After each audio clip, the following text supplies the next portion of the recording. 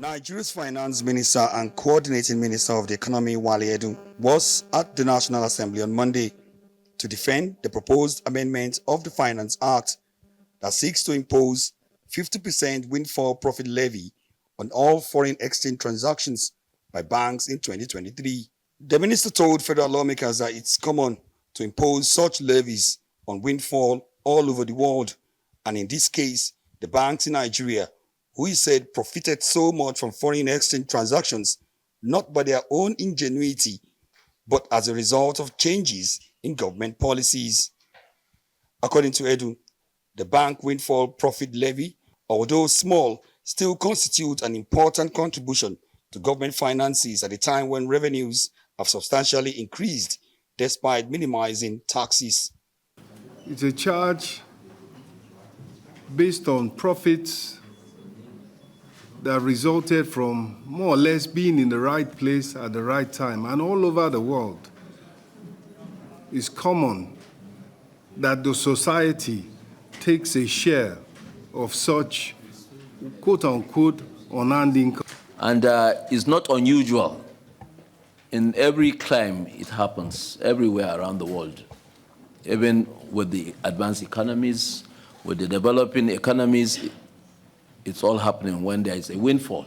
According to Edun, the bank windfall profit levy, although small, still constitutes an important contribution to government finances at a time when revenues have substantially increased despite minimizing taxes. He, however, expressed displeasure at the absence of the central bank and the bankers committee at the crucial meeting to fine-tune the proposed legislation.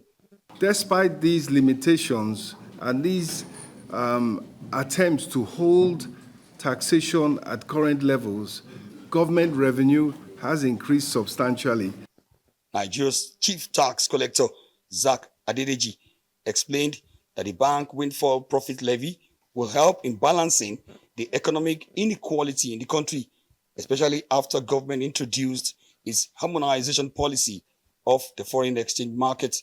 We seek your permission and your understanding in balancing this economic inequality that has occasioned due to the circumstances that we find ourselves. The proposed legislation has, however, been greeted with a few concerns, the major one being that the banks could transfer the burden of the levy to their customers.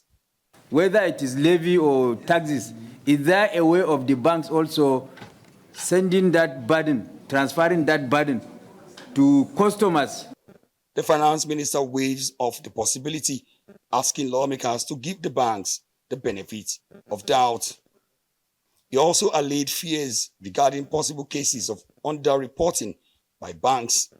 The CBN, that has the regulatory and watchdog role, will be alert to checking that no such untoward behavior takes place. And to be fair to the banks,